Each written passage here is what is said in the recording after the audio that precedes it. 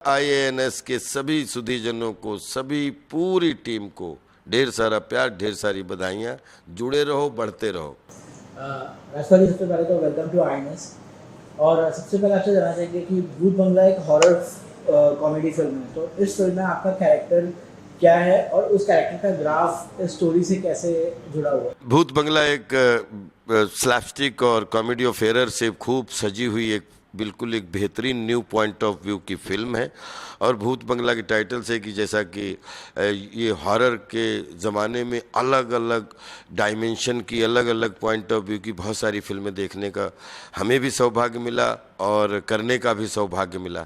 भूत बंगला अपने आप में एक बहुत अनोखी, एक अलग तरीके की हॉरर स्टोरी कॉन्सेप्ट है। और इसमें ये बोलते हैं कि उसमें जो एक्टर्स का एक गुच्छा है प्यारा सा, उसमें एक मुझे भी अंगूर बनने का सौभाग्य मिला है।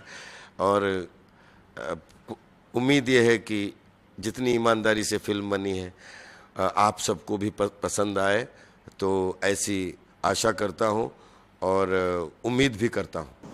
सर, पिछले कुछ सालों से हॉरर कॉमेडी जॉनर की बहुत सारी फिल्में बन रही हैं और हिट भी हो रही हैं, लेकिन आप अक्षय कुमार और परेश रावल ने ऐसी फिल्म कई साल पहले की थी। अब ऐसा लगता है कि आप लोग इस फील्ड के पायनियर्स हैं। नहीं, ये तो डायरेक्टर के और प्रोड्यूसर के और बहुत सारे लोगों की एक फिल्म बनती है तो 200-250 लोगों का, जो क्योंकि कभी डायरेक्टर अलग तरीके की फिल्म में हम जुड़ गए या कभी अलग तरीके की फिल्म में जुड़ गए, तो फिल्मों में तो जुड़े रहे क्योंकि ऑलरेडी इतनी सारी फिल्में साथ में कर चुके थे।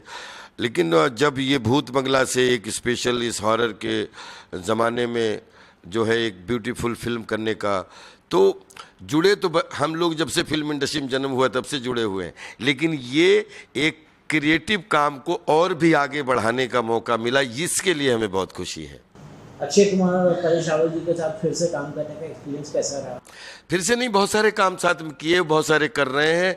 ये भी एक खूबसूरत काम करने का सौभाग्य मिला, इसके लिए बहुत खुश हूँ।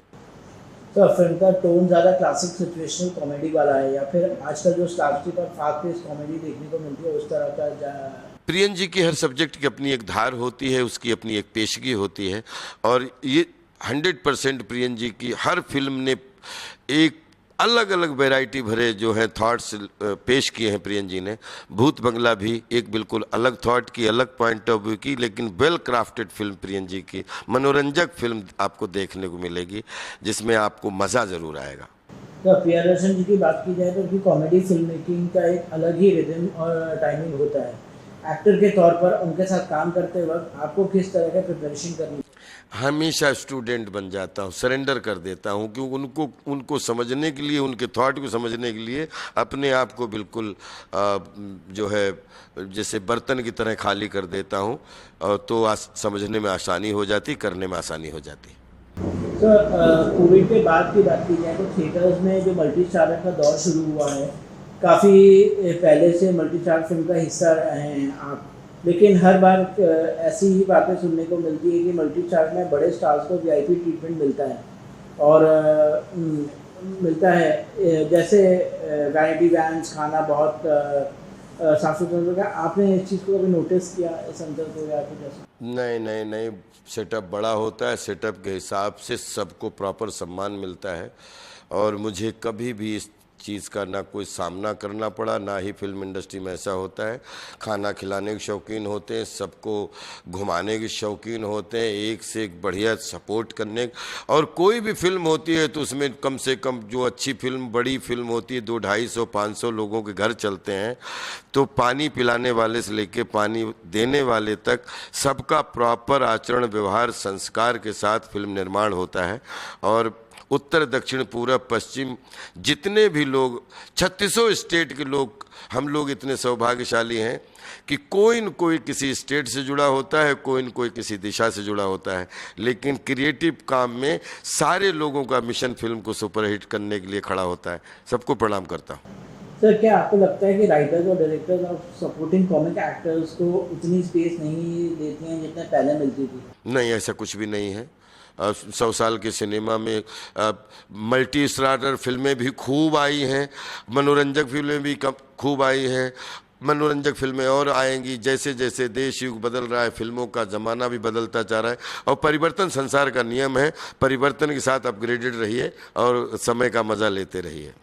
तो कई फिल्म क्रिटिक का ये भी कहना है कि प्रोड्यूसर्स चाहते हैं कि फिल्म का हीरो ही एक्शन करे, नेगेटिव भी काम करे, कॉमेडी का भी काम करे, तो नहीं, ऐसा स्ट्रेंथ की वजह से कैरेक्टर एक्टर्स के लिए स्पेस नहीं, स्टोरी डिसाइड करती है कौन क्या काम करे। उस कॉन्सेप्ट से बड़ा कोई भी चाहत कॉन्सेप्ट की हर प्रोड्यूसर, डायरेक्टर, राइटर की होती है। अच्छा कॉन्सेप्ट होता है, सबको मज़ा देता है, करने वाले को, कराने वाले को भी। सेट ऑफ फेजेस में एक एक्टर के माइंडसेट पे काम का क्या असर पड़ता है, और क्या आप कैसे खुद को इमोशनली स्ट्रांग रखते हैं? Every day is beginning day, every day is working day, every day is new day. God bless you all.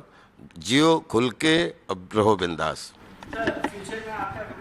लगातार इतनी सारी देखी, मैं तो कभी ना तो डायरेक्टर था, ना डायरेक्टर हूँ, ना डायरेक्टर रहने वाला हूँ। अब 100-200 बोल दें कि क्रिकेट के मैच खेले, 2-4 फुटबॉल के मैच खेल लिए, वो किसी को पता नहीं होता है।